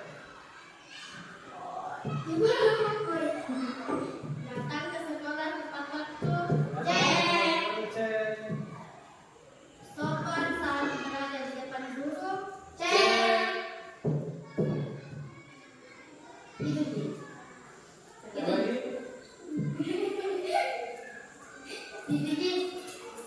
Di belakang menghormati teman berbeda agama.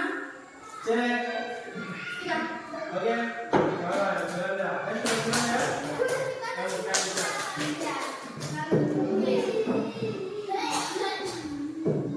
Tapi tidak mengatakan ya.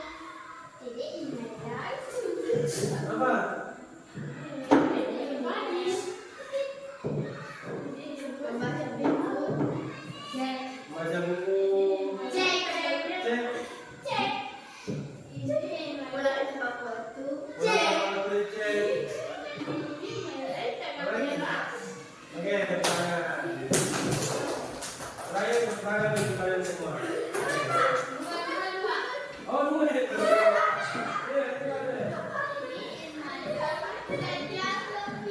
apa dua?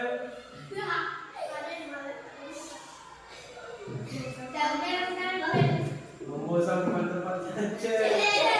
Apa lagi? Menghargai Pak Guru.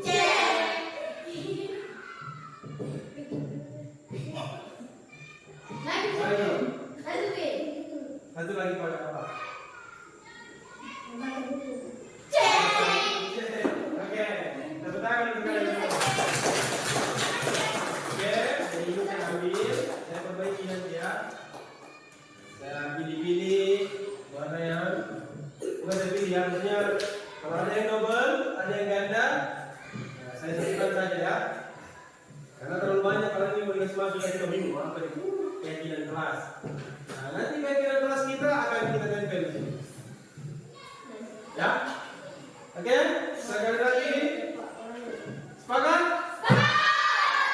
Kalau sudah sepakat, berarti tidak boleh ada lagi yang apa? Melanggar apa yang kita sepakati. Oke, saya kumpulin ya, saya warna di atas. Saya buatkan nanti keyakinan kelas. Nah, nanti kalian juga bisa perhatikan. Ya. Kalau ada mau dikritik, oh bukan ada begini yang usulkan. Nah, tanya saja ya. Nanti semua usulan kalian akan kita buat dalam keyakinan kelas. Jadi kalian baca, kalian yakini, dimanapun kalian berada, apalagi di dalam kelas, ya kalian harus ingat, oh, membuang sampah pada tempatnya. Membuang sampah, tadi ada keyakinan kelasnya, menghormati Pak Guru ketika berbicara, ketika menjelaskan. Ya?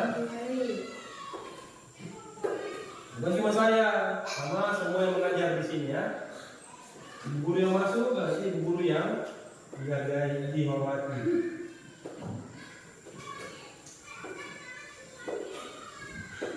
Kita simpannya ya.